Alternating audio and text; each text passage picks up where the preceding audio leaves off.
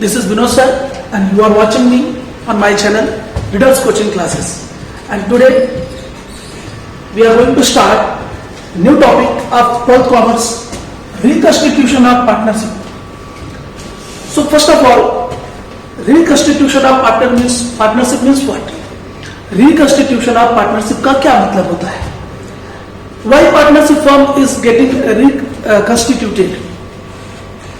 Whenever the new partner is admitted into the partnership firm, or there is retirement of partner from partnership firm, or death of partnership firm, the relation between partners may be changed. And due to change in the relationship between the partners, this is needed that reconstitution of partnership. That means जब partners के बीच का relation क्या हो जाता है, change हो जाता है, तो उसे हम कहते हैं रिकंस्टिट्यूशन ऑफ पार्टनरशिप। लेकिन पार्टनरशिप का दोबारा क्या करना, रिकंस्टिट्यूट करना। तो इसमें हम पढ़ने वाले आज है admission of a partner. So what is admission of a partner and why new partner is admitted into the partnership firm? What is the reason for admission of a partner? So there are so many reasons, but first of all, a new partner may be admitted. या हम ऐसे कह सकते हैं admission of a partner. A new partner may be admitted to partnership firm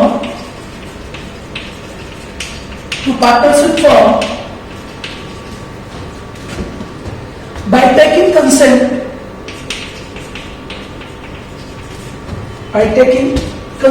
from existing partners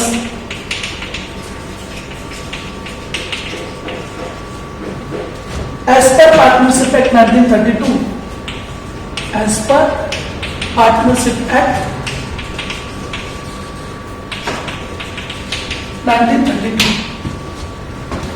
Now, why partner is admitted and how admission of partnership take place? The admission of a partner may be admitted to partnership firm by taking consent from existing partners as per Partnership Act 1932.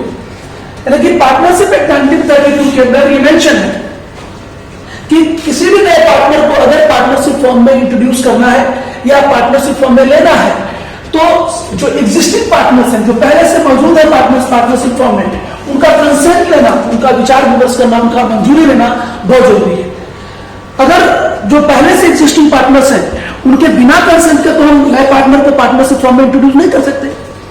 So, whenever the partnership firm want to admit a new partner into partnership firm, then the consent from existing partners, that means already way partners जो partnership firm में पहले से मौजूद हैं, उनसे उनका consent लेना जरूरी है as per Partnership Act 1932।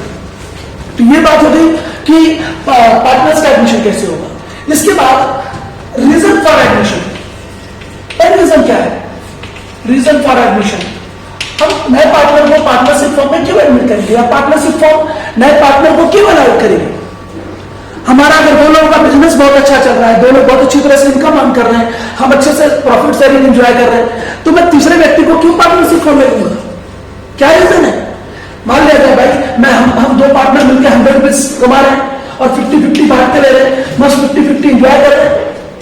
तीसरे पार्टनर को उसके अंदर हम डाल रहे हैं, इंट्रोड्यूस कर रहे हैं, तो जाहिर सी बात है उस 100 रुपए में उसका भी हिस्सा बन जाएगा।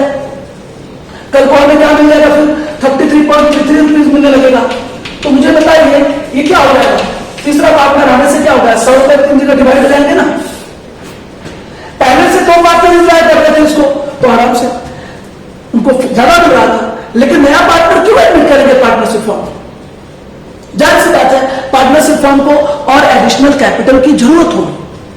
So, when partnership firm want to expand its business, it may require additional capital. So, to acquire additional capital, partnership firm admit a new partner into partnership firm. Number 1 reason. Number 2, sometimes new partner possess some specialized skill, technical knowledge, and to for overall performance of business, new partner may be required to be admitted into the partnership firm, क्योंकि वो additional capital के साथ साथ additional skill लेकर आएगा, additional knowledge लेकर आएगा, और उसकी स्किल और नॉलेज का इस्तेमाल करके भी क्या होता है, पार्टनरशिप फर्म अपने ओवरऑल परफॉर्मेंस को सुधार सकती है. So that's why new partner is admitted into the partnership firm. Now next one, इसके बाद कैलकुलेट होता है प्रॉफिट शेयरिंग रेशियो. हम लोग थ्योरी को बहुत फटाफट इसमें पार्ट वन में हम पहले थ्योरी को कंप्लीट कर लेंगे और कुछ अच्छी बातों को डिस्कस कर लेंगे ताकि आपका कॉन्सेप्ट पूरा क्लियर हो जाए. सो एडमिशन के लिए हमने क्या रीजन बताया? Number one reason for additional capital, and number second reason हमने क्या बताया एक तरह से कि एडिशनल कैपिटल के साथ साथ to use skill of that person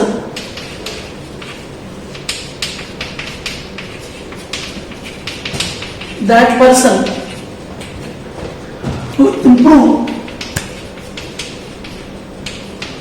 overall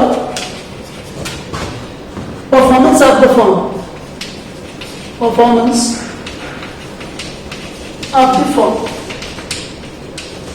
या हम ऐसा कह सकते हैं कि और to get technical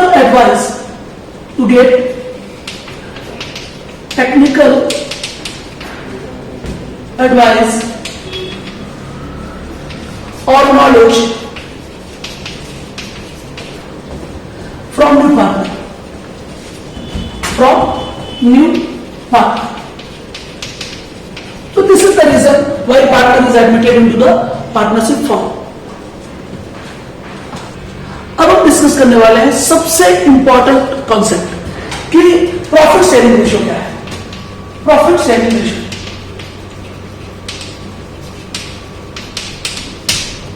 profit sharing ratio के बारे में हम दो चीजें डिस्कस करेंगे. सबसे पहले तो इसमें कैलकुलेट करना होता है, जब नया पार्टनर एडमिट होगा तो नया पार्टनर एडमिट होने पर some time sacrifice ratio calculate करना होता है. अब ये सैक्रिफाइस रेशियो क्या होता है उस पर भी हम डिस्कस करेंगे, लेकिन उससे पहले on admission of a partner, a new partners get an agreed share in profit. नया पार्टनर होता है उसको एग्रीमेंट के अनुसार जो भी प्रॉफिट होता है वो मिलता है. लेकिन नए पार्टनर के आने की वजह से पार्टनरशिप फॉर्म में क्या फर्क होता है उसको ध्यान देना है. तो प्रॉफिट शेयरिंग रेशियो में सबसे पहले आता है कैलकुलेशन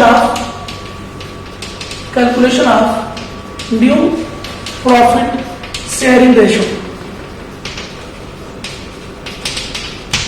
तो calculation of new profit sharing ratio क्या होगा? Due to admission of a new partner, इस पे मैं लिखता हूं, due to admission of a new partner के एडमिशन के कारण क्या होता है? The profit sharing ratio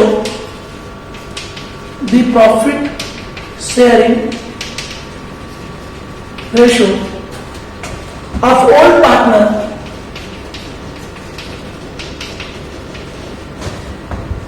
is change.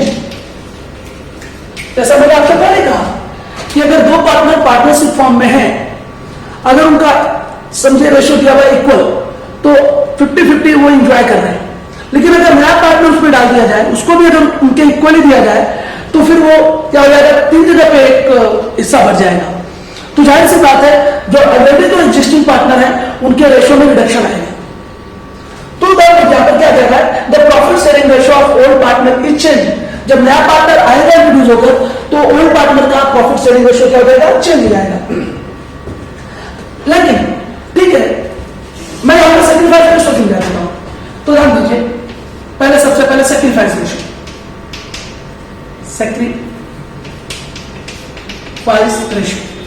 ये सैक्रिफाइस रेशियो क्या होता है? When new partner admitted into partnership firm,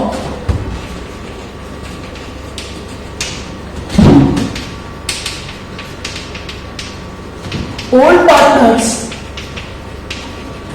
ratio will reduce. Such reduction in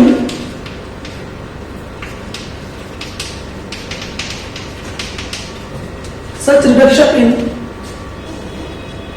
ratio is called sacrifice ratio.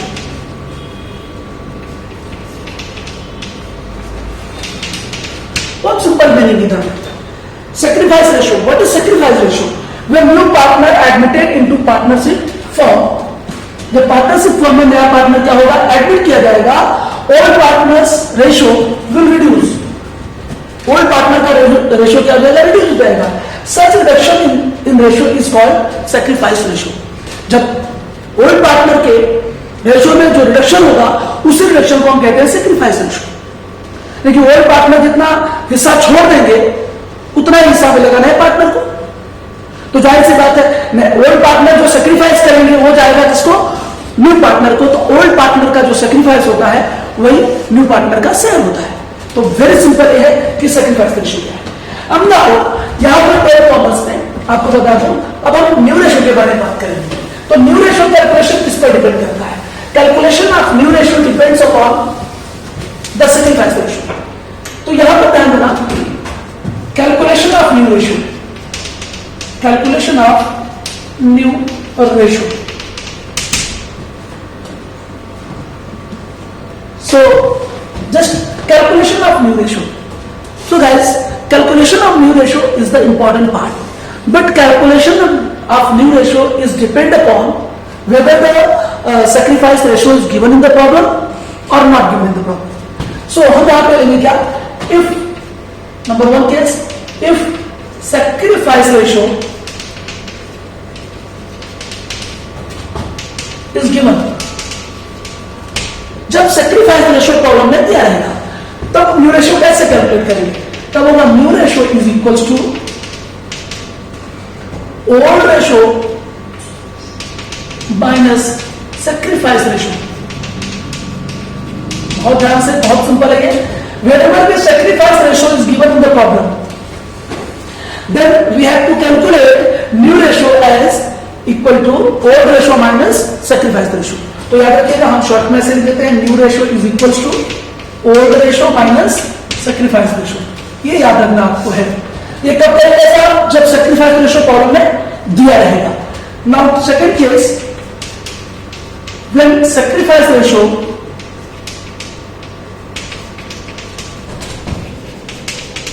Is not given in the problem. जब problem में sacrifice ratio नहीं दिया रहेगा, याद रखिए, जब प्रॉब्लम में सैक्रिफाइस रेशियो नहीं दिया रहेगा, तब हम न्यू रेशियो कैसे कैलकुलेट करते हैं, इस बात पर आप अच्छी तरह से ध्यान दीजिए. सो यहाँ पे दो तरीके हैं, बट मैं यहाँ पे सिंपल जो ट्रेडिशनल तरीका है वही अच्छा कर सकते हैं. सो पहले निकालेंगे balance of one. Balance of one is equal to one. One क्या होता है, यहाँ पर वन को एज्यूम कर लेते हैं कि टोटल प्रॉफिट फॉर्म का है वन. वन को क्या एज्यूम कर लेते हैं, फॉर्म का टोटल प्रॉफिट क्या है वन. कुछ स्टूडेंट कहते हैं सर बैलेंस ऑफ वन कहां से आ गया, तो वन को एज्यूम किया गया है कि फॉर्म का टोटल प्रॉफिट क्या है, वन है. उसमें से क्या करिए आप, जो नया पार्टनर है उसका शेयर माइनस कर दीजिए, तो बैलेंस ऑफ वन मिल जाएगा. तो balance of one equal one minus share of new partner. Share of new partner, जो भी नया पार्टनर एडमिट किया जाएगा उसका प्रॉफिट शेयरिंग रेशियो प्रॉब्लम में दिया रहेगा. तो वन में से हम share of new partner minus कर देंगे तो बैलेंस ऑफ वन आता है. ये पहला स्टेप होगा. सेकेंड स्टेप में क्या होगा, new ratio is equal to balance of one into old ratio. जो आपके ओल्ड पार्टनर होंगे उनके ओल्ड रेशियो से मल्टीप्लाई कर देंगे तो आपका क्या जाएगा, न्यू रेशियो. ये न्यू रेशियो किसका आएगा, ओल्ड पार्टनर का आएगा. न्यू पार्टनर का न्यू रेशियो निकालने के लिए हम प्रैक्टिकल प्रॉब्लम करते हुए हम समझेंगे. तो ये क्या तरीका होगा, याद रखिए, दो तरीके हैं. When sacrifice ratio is given, then how to calculate new ratio. New ratio is equal to old ratio minus sacrifice ratio. इसके बाद अगर प्रॉब्लम में सैक्रिफाइस रेशियो नहीं दिया रहेगा, तब हमको न्यू रेशियो कैसे कैलकुलेट करना है, ये दो फार्मूले का इस्तेमाल करेंगे. हम इस पर प्रैक्टिकल प्रॉब्लम भी देखेंगे, ध्यान दीजिए. इसके बाद एक बात नोट कर लेना यहां पर होगा, बहुत ही इंपॉर्टेंट है ये, ध्यान देना. New ratio is calculated, new ratio is calculated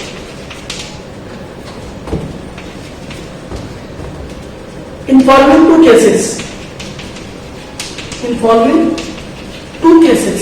भाई ये ध्यान रखना होगा कि मेरे न्यू रेशो हम कौन से दो केसेस में निकालेंगे। Number 1 for calculation of sacrifice ratio,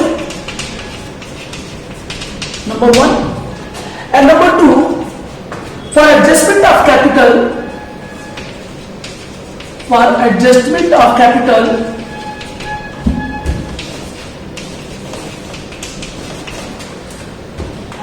of partners, capital of partners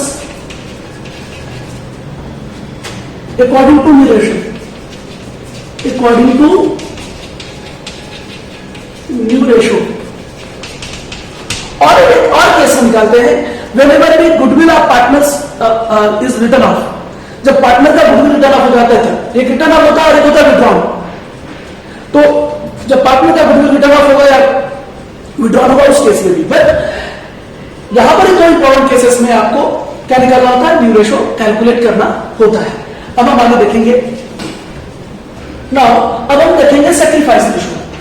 sacrifice ratio बहुत सिंपली, सैक्रिफाइस रेशो का इस्तेमाल आपको यहां पर किसके लिए होने वाला है, it is used to distribute goodwill among all partners।